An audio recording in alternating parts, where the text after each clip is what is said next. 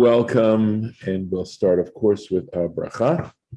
Baruch atah Adonai Eloheinu melech haolam asher kitshanu b'mitzvotav v'tzivanu la'asok b'divrei Torah. Amen. We'll go into our screen share, and here we are. So remember, we're talking about the dedication offering of the priests, and we made a distinction between the high priest and the regular priests, the hedyotot and kohen hedyot, or kohanim. I would say, I feel like saying, well, hedyotim. At any rate, that when it came to dedicating themselves into the priesthood, their meal offering, the meal offering that they had to bring was wafers, was baked and fried, and that for the high priest, he had to do this twice a day, but for regular priests, they just had to bring it when they were dedicated. So, Kol Zachar Bivnei Aharon Yochlena, so every male amongst the sons of Aaron should eat it. Chok Olam L'Dorotechem. I'm not sure if we didn't do this. Did we not? I think we did. I remember the Kol Zachar. I think we did too. Let me check something here. Oops, sorry. That's just. What verse is that? It's verse 11. Did we get beyond that? Oh yeah, way beyond All right. it. So I thought. Well, I'm happy to tell you I remembered what we did. That's sort of reassuring. So that's good. Okay. So let's go here. Let's see where that. There we are. This is where we are. Very good. That's good to have bookmarks. Right. Vaydaber Hashem el Moshe lemor. So obviously we're moving on to something new here. One thing we did learn yesterday was that the mincha offering of a priest is completely consumed on the altar. Okay. Vaydaber Hashem el Moshe lemor. So Hashem spoke to Moses saying, so going on, Daber el Aharon ve'el banav lemor, speak to Aaron and his sons, saying, with these words, right? So now we're on to Zot Torat HaChatat, right? This is the law concerning the sin offering. We never did get to sin offerings back in Leviticus when we started it, but here we are talking about it, and we're going to go on. Bimkom asher tishachet ha'olah, in the place where the olah is slaughtered, tishachet hachatat, you shall slaughter the sin offering. Lifnei Hashem, before Hashem, kodesh kodashim he. It is one of the most sanctified, right? It is most sanctified amongst offerings. And I mentioned to you before, this is just to underscore the fact that there were different levels of holiness, different levels of sanctity, different levels of impurity as well. Although sanctity and purity would appear to be two different subjects, they certainly do seem to be related. So, and we had learned that there were laws regarding that depending on your level of impurity and whether or not you could handle or touch, or whether you'd contaminate something else through impurity, these are all complicated subjects, but just to be aware of it. Okay, so let's go to Rashi and see what he says here. Okay, so he has nothing. There is no Rashi on it. I will tell you that my understanding is that where it gets slaughtered is north of the altar, of the bronze altar outside, on the north side. So going on. HaKohen HaMechate Ota Yochlena. So here's something interesting, right? The Kohen, the priest, who turns it into a sin offering, right? Who renders it into a sin offering, he shall eat of it. He shall eat it. B'makom kadosh te'achel, it shall be eaten in a sanctified area. B'chatzar ohel moed, and then he tells you in the courtyard of the tent of meeting. So hamechate ota. So Rashi explains, ha'oved avodoteha, he who performs its service. Shehi ne'eset chatat al yado, and he says it's the priest who actually turns it into a chatat. It becomes a chatat through him, through his agency, literally by his hand. It's sort of reminding me of the fact that that in baseball a ball isn't a ball and a strike isn't a strike until the umpire tells you what it is.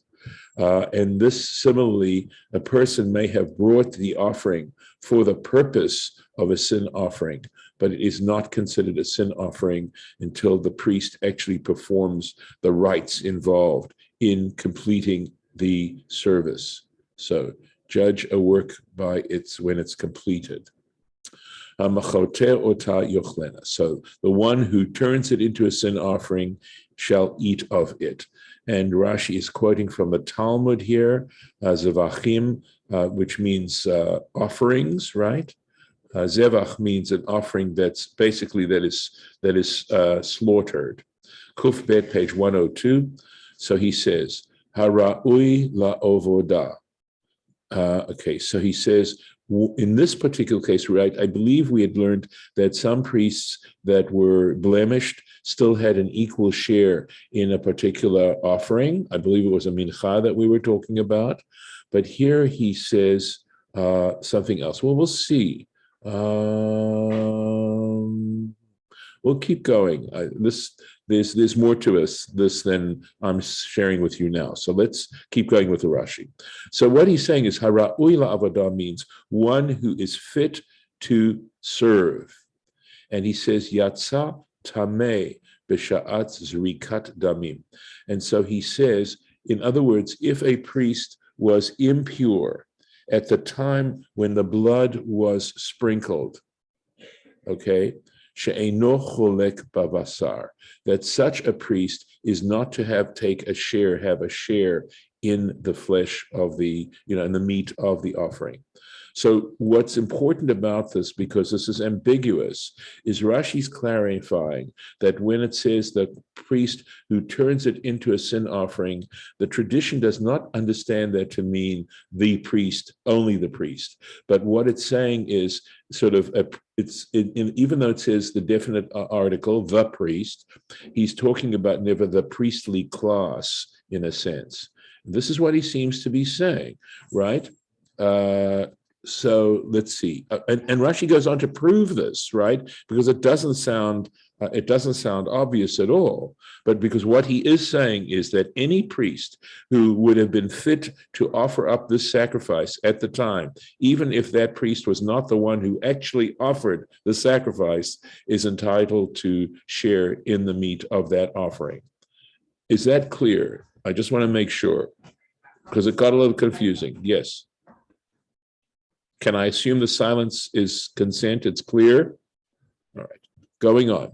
The Ifshar Lomar, and you cannot argue, you cannot say, She'oser sha'ar kohanim ba'achilata. All right?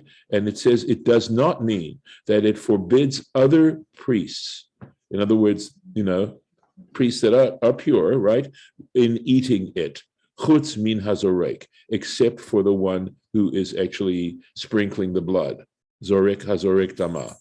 Why? Shaharei ne'emar lamata, because later on it's going to say, I think very soon later on it's going to say, Kol zachar ba'kohanim yochalata. It says every male or any male amongst the priests may eat it. So he's saying that there's a clarification on the part of the Torah. For one, not to say that this would have determined the halacha. What determines the halacha is what Rashi just said. In other words, what determines the law involving this is what Rashi just shared with us. But imagine how much meat is there for one person to try to consume. It would be an incredible waste. But that would not be a reason. I mean, if in fact the Torah said only the priest or only the priest's family, well, it's only the male priests, right, can eat it. We'd have to follow. Rabbi, what about the family, the children and the So, wives? so this is okay. So I think, okay. Remember, it says, it just says kol zachar b'kohanim, any male. So it would have to only be males in the family who are consuming a sin offering. Who are consuming the sin offering. Okay. This again, being so particular about it is in a way treating it in a special way. There were other cases where absolutely the priest family could enjoy stuff, but when it came to the official performance of a korban, the rules were very, very, very strict. So here we are. So here we go, going on, and we're going to have similar statement here. Kol asher yiga bivsara yikdash. So it says anything that comes in contact with its flesh shall become sanctified. V'asher yizeh midama, and anything on which its blood is sprinkled. Al habeged, which is on the clothing. Asher yizeh aleha, upon which that which is sprinkled upon it, tichabes, shall be laundered, shall be washed, b'makom kadosh, shall be washed in a holy place. So we've had a similar kind of statement, and it's going to have the similar kinds of implications. So here we go. Let's go back up to here. Okay. Kol asher yiga, right? Anything which touches in its flesh. So again, this would be Zavachim, the tractate Zavachim, Tzadik Zayim. So that would be 97, page 97. Kol davar ochel, in other words, any food that's talking about asher yiga, which touches it, vayivla mimena, and absorbs some of this from the flesh of the chatat. In other words, so we're talking specifically about food. Yikdash, so he explains what we mean by will become sanctified. Liyot kamoha is going to take on its status, the same status as the chatat. Imsula, if the chatat is pasul, tipasel, it will become unusable. The imhi kshera, and if it is kasher, if it is fit, tochal kechomer sheba. It needs to be consumed. That food needs to be consumed with all the strictures involved in eating, in the consuming the chatat. In other words, only male kohanim could eat it, and it would have to be eaten in a sanctified place. And there were also, by the way, I believe, time strictures involved in when this could, how much time you had in which to consume this. Rabbi, yes. okay. I don't know if this is a conflict or not, because maybe the books are related or the same, but my says these quotes are from Torat Kohanim, chapter 6. Right, and that's quite possible. That's quite possible. So it's just simply looking up the references, and Torat Kohanim is Sifra, and Sifra would be going verse by verse. So they may be giving the original place where this comment is made. So I would say it's a parallel passage. So I have no doubt. But thank you. So in other words, if we wanted to check out the references, we could find them there. So why they're choosing to quote from the Gemara here is interesting, as opposed to Sifra. I'm not sure. I mean, we know that the Gemara is used as a very high level of authority. And not that the Sifra isn't, but we don't go to Sifra as much for halacha. And even with the Gemara, you have to be a real expert to be able to derive halacha. So basically, the main source of halacha as authoritative would be at this time. It's not even the Shulchan Aruch. It's actually a reversion of just Orech Chaim.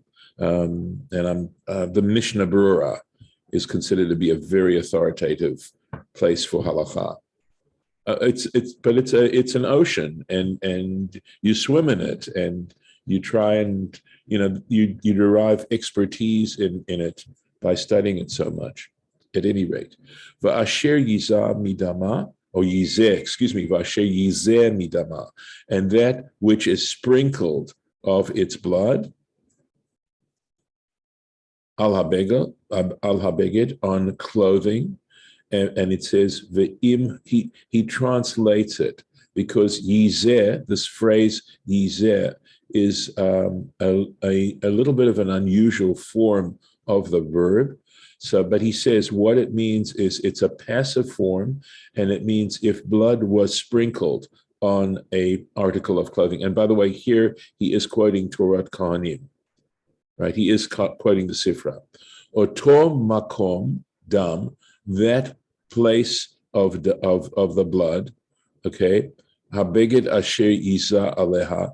Now, these parentheses very often indicate that it's considered to be actually an unnecessary or an unnecessary alteration of the text. So it says you want to leave these out, is basically what these parentheses generally mean when you're studying Talmud, as opposed to square brackets. If you see square brackets, they generally means that they feel that those words need to be included in the meaning of what's going on here. So, oto makom dam tichabes, that place where the blood is should be washed betocha azara, in the courtyard of the temple. And now he goes on to say, asher yizeh yehe niza, I believe would be the way to read it. Do you have points in your text, Lauren? Let me make it bigger. It says yizeh. Oh, Yeah, well, that's no, great. I see But what you're saying. Okay, then it says asher yizeh aleha. No, I don't think for the words you just read, though. It doesn't have any points. Okay, so No. I believe the way it should be read is Yehe Niza. Okay, it should be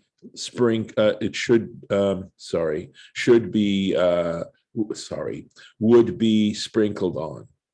That which has been sprinkled is what he's saying. And then he quotes from Eov a similar pointing of another word, which is yiteh. Okay, it's pointed the same way, and it means will be spread. Okay, so velo yiteh la'aretz min alam, and their substance will not be spread over the earth. I don't know what I'm not sure what the context is. I know I did look up the verse, but my memory is not allowing me to remember what exactly the context was of that. But in other words, it has to do with this form of the verb. So mine gives it a more specific translation, which may be less literal, but maybe including context. Go on. So it's from Job 15, right, 29, and yes. It says, neither will the gratification of their desire be extended. Wow. Yeah. Well, by the way, in the JPS translation, it's got little asterisks that say meaning of the Hebrew uncertain. That's got that footnote there. Okay. Mm-hmm. So asher yizeh. So in this quiz, lo yiteh means yehe natui, right? So, but the word yateh has to do with spreading out. Do you want to read that translation just one more time, please? Yeah, it says, neither will the gratification of their desire be That's minalam. extended. That's how they're translating minalam, by the way, right? The gratification. Wow. Will not go. Keep going. Sorry, I interrupted you. Go on. Neither will the gratification of their desire be extended to the earth. Wow. Okay. All right. Well, extended, spread. So it's comfortable with that. All right. Thank you. These are just little places that challenge us, and but the point that Rashi's trying to make, of course, is the actual form of the word. He's really making a grammatical comment here. Going on, uchli cheres, and a clay vessel, asher tivushal bo, in which this is cooked, okay? This flesh, yishaver, shall be broken. So it's because you're not able to purify a clay, anything made out of clay. Okay? So they're talking about, again, just a very unusual way of dealing with this food. Okay, going on, the imbichli nachoshet hushala, and if it is cooked in a bronze vessel, basically we're talking about, right, metal, umorak, it should be scoured, v'shutaf b'mayim, and rinsed in water. And I believe that this would sort of come under a practice. It's not a very common practice, but it is a practice amongst the very Orthodox of something called tibul kelim, where you know, some of you are familiar already with the concept of the mikveh, where you go physically as a person and immerse yourself. There's also the idea of cleansing vessels. So the idea behind all of this, by the way, is that our table, where we serve food, where we eat, should be elevated in holiness to, in some sense, reflect the altar.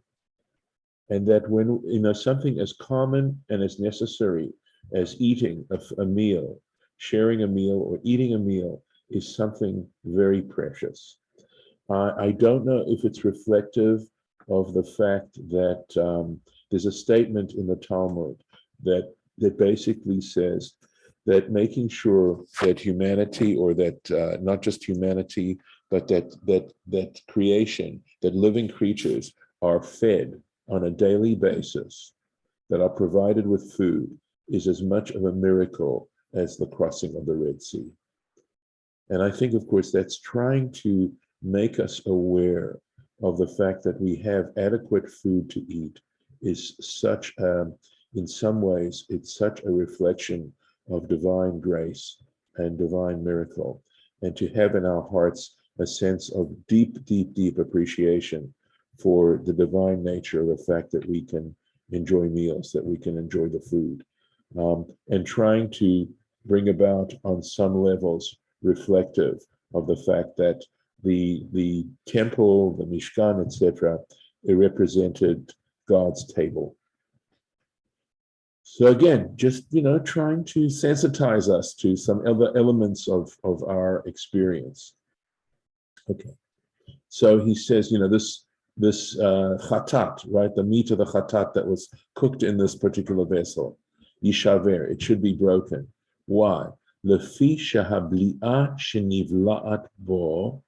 Okay, and this is so interesting, by the way, because it involves a halacha, a new halacha to learn. It says because the absorption, in other words, we know that clay absorbs some of the food, that the food that was absorbed into it, into the clay vessel, ne'esa notar, it becomes, quote, notar, leftover, right? So we now have a little bit of the chatat that has gotten absorbed into the clay vessel, and it's remaining there. V'hu hadin l'chol hekteshim. So the point about notar is that when it comes to sanctified food, you are allowed a certain amount of time, depending, we'll find out later on, that depending on what the offering is, you have only a certain amount of time to consume it. I mean, we know with the Pesach offering, it needed to be eaten that night. Every part of it, you know, that was consumable was to be consumed. And in fact, it could be, even though ideally it was one lamb to a family, if the family was small and wouldn't, you know, and the lamb would be too large for the family to consume it in its entirety, you could club together with another family and subscribe together for a lamb so that it would be totally consumed that night. That is part, in other words, the time allotted for the consumption of the food is part of the mitzvah of making it special and different and not having leftovers. So basically, it says regarding leftovers. So if nevertheless you still had leftovers, because that can happen, it needed to be burnt. Okay, what remained need to be burnt. Well, stuff that's absorbed into a clay vessel can't be burnt. And so consequently, you had to break the vessel to basically destroy the leftover, or to indicate that it was destroyed. And he goes on to say, "Vahu adin," that means all the more so, l'chol hekdeshim, regarding any food that is hekdesh. You have to, if it's left over, it needs to be destroyed.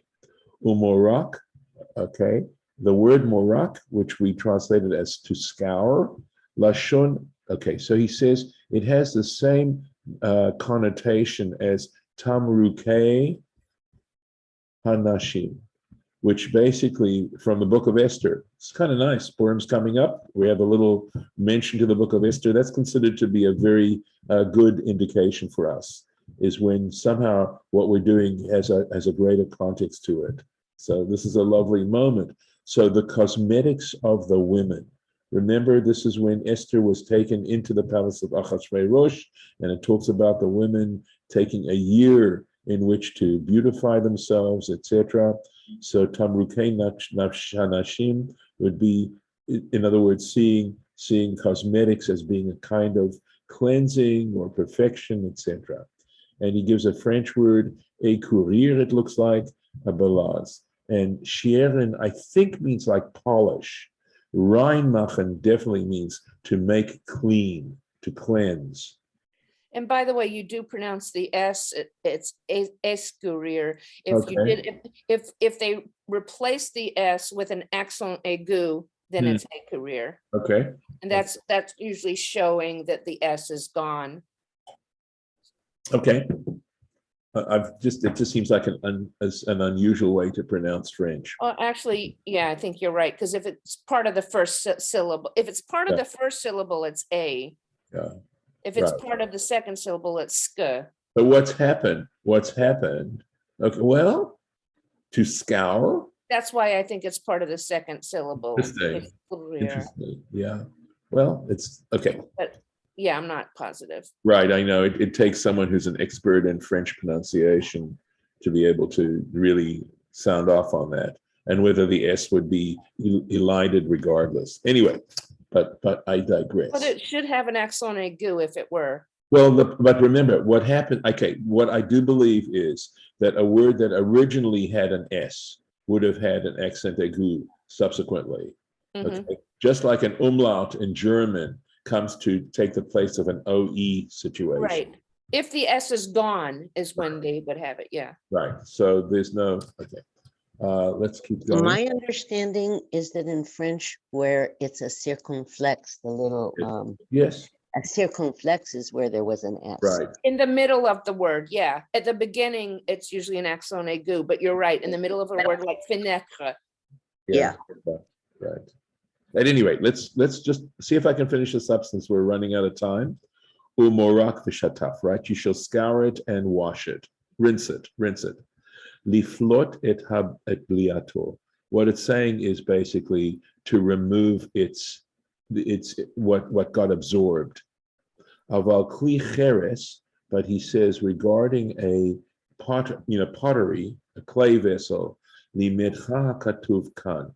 The scripture teaches you here, she'eno yotze midei dapav leolam. He teaches you that you can never get rid of this absorption ever, leolam, forever, in its sides. By the way, the laws of kashrut and cleansing dishes is based on similar principles, right? So you can use ways to cleanse metal vessels, metal pots, but as far as plates that are made out of pottery, etc., no, you cannot. Although, so it says le'olam, forever. Again, it does get a little more complicated because at some point in time, right, food will in fact eventually, become inedible and essentially not food, considered not food halachically. And I'm going to put in our little marker here. to be continued, God willing, tomorrow. And at this point, it looks as if I will not be able to meet on Wednesday. So here we are. I'm going to stop the share and stop the recording. And sorry. And